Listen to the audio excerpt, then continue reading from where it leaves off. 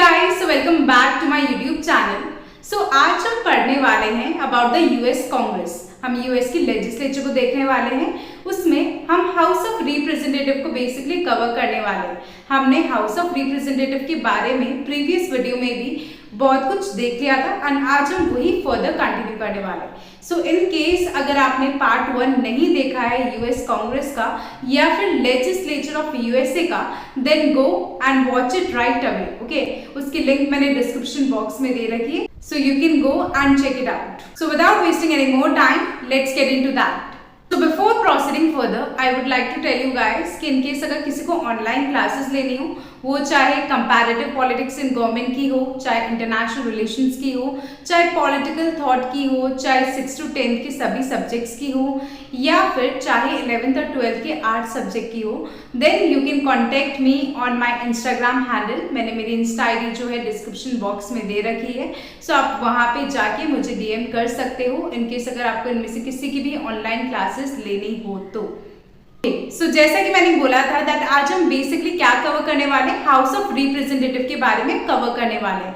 That means US Congress, that is जो US की legislature है उसे कांग्रेस बोला जाता है। जैसे इंडिया की लेजिस्लेचर को पार्लियामेंट बोला जाता है, वैसे यूएस की लेजिस्लेचर को कांग्रेस बोला जाता है।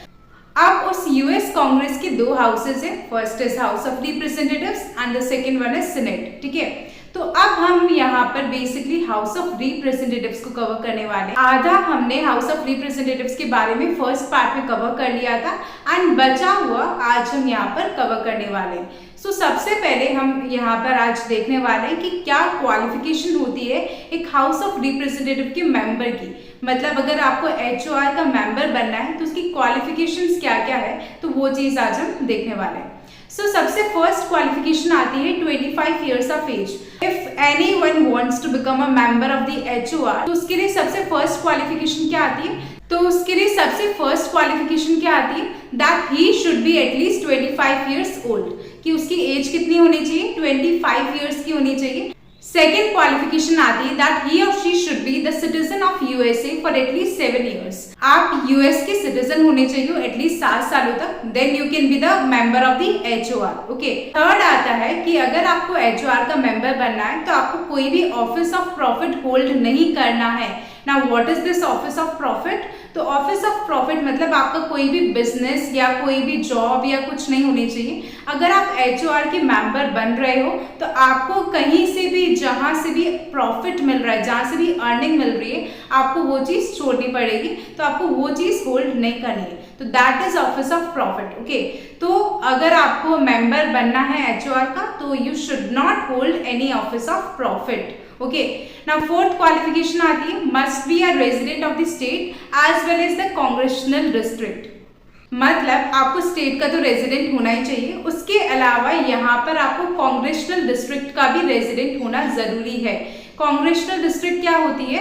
कुछ इलेक्टोरल डिविजन्स जिसमें यूएस डिवाइडेड है, जहां से कैंडिडेट्स या रिप्रेजेंटेटिव्स इलेक्ट किए जाते हैं, तो दैट इज कांग्रेशनल डिस्ट्रिक्ट्स। ठीक है, तो आपको वहां का रेजिडेंट होना भी जरूरी है। ठीक है, नाउ नेक्स्ट पॉइंट आता है कि कोर्ट्स बेसिकली ये बोलते हैं कि जो स्टेट्स है वो किसी भी क्वालिफिकेशन को ऐड या सब्ट्रैक्ट नहीं कर सकते, बट रियलिटी में देखा जाए या एक्चुअल प्रैक्टिस में देखा जाए तो ऐसा कुछ भी चीज नहीं है वहां पर। तो ये कुछ क्वालिफिकेशंस थी to be a member of the HOR. HOR is house of representatives which is one of the house of US Congress.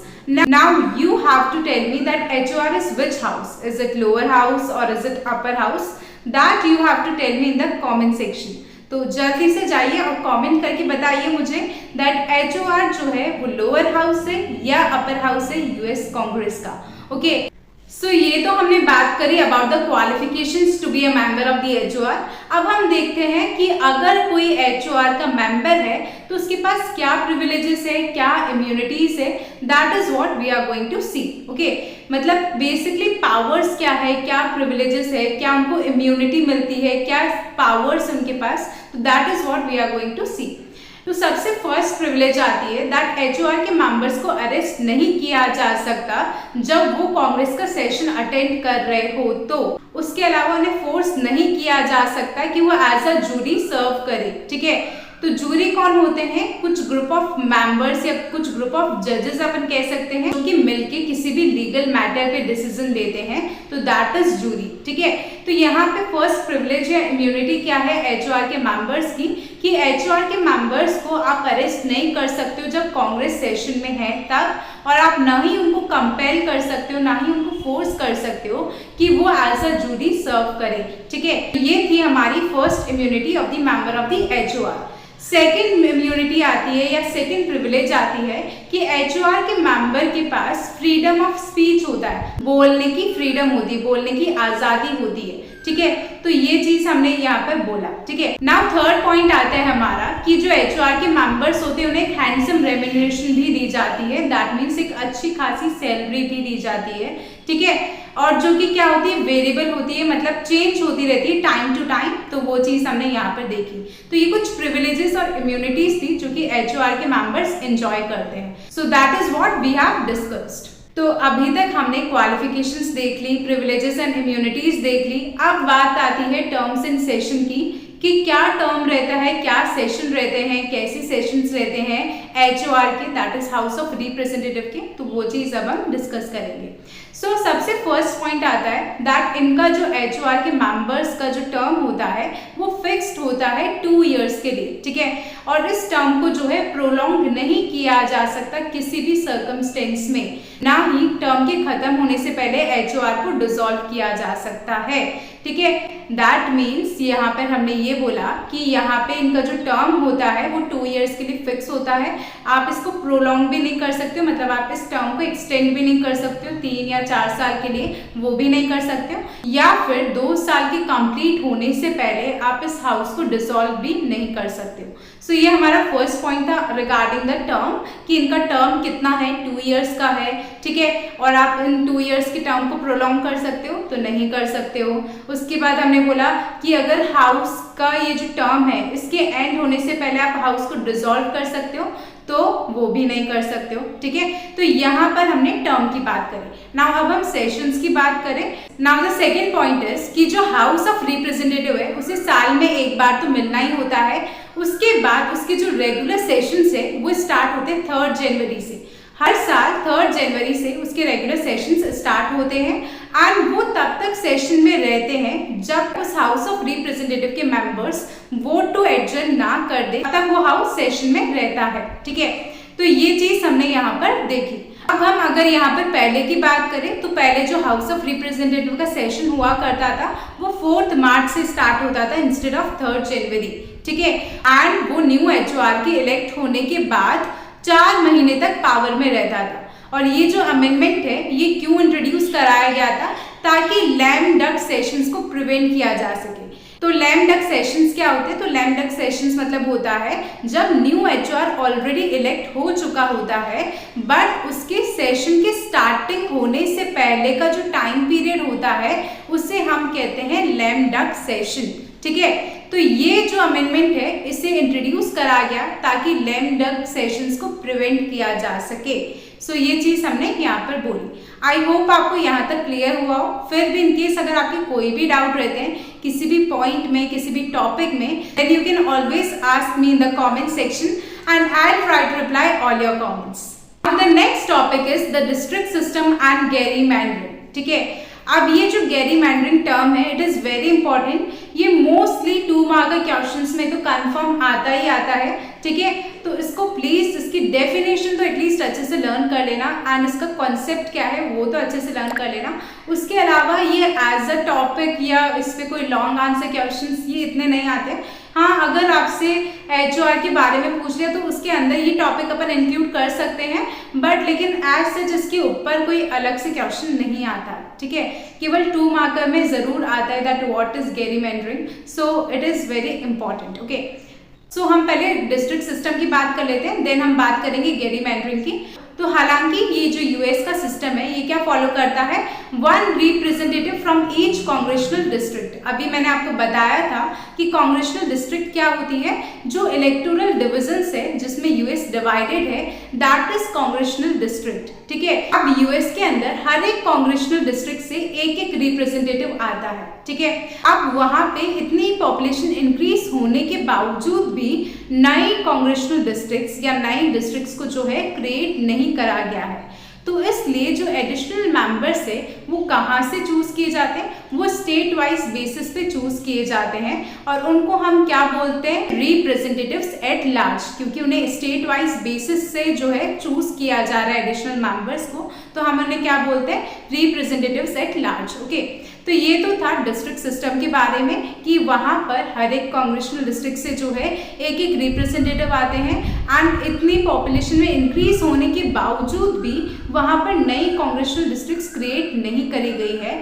तो इसलिए जो एडिशनल मेंबर्स है हम उन्हें स्टेट वाइज बेसिस के अकॉर्डिंग चूज करते हैं, इलेक्ट करते हैं एंड उस चीज़ को हम क्या बोलते हैं, रिप्रेजेंटेटिव्स एट लार्ज। ओके, अब हालांकि कुछ एक्ट्स पास हुए थे 1842, 1872 एंड 1901 में, जिसमें सिंगल मेंबर डिस्ट्रिक्ट्स की बात करी गई थी, बट एक और एक्ट था दैट इज ऑफ 1929 जिसमें ये कुछ वर्ड्स यूज करे गए, that is contiguous, equal and compact. ये डिस्ट्रिक्ट्स के लिए वर्ड यूज करे गए। कंटीजियस मतलब सारी कनेक्टेड है districts, they are not disconnected. ठीक है, इक्वल मतलब इक्वल रिप्रेजेंटेटिव्स आ रहे हैं हर एक डिस्ट्रिक्ट में से 1 रिप्रेजेंटेटिव, तो दैट इज, एंड कॉम्पैक्ट मतलब सबका एरिया जो है थोड़ा सा छोटा और थोड़ा सा इक्वल काइंड ऑफ एरिया है, छोटा ही एरिया है, तो दैट इज कॉम्पैक्ट। और ये वर्ड्स यूज करे गए 1929 के एक्ट के अंदर, इससे एक प्रैक्टिस का यूज किया जाने लग गया, दैट इज ऑफ गेरीमैंडरिंग,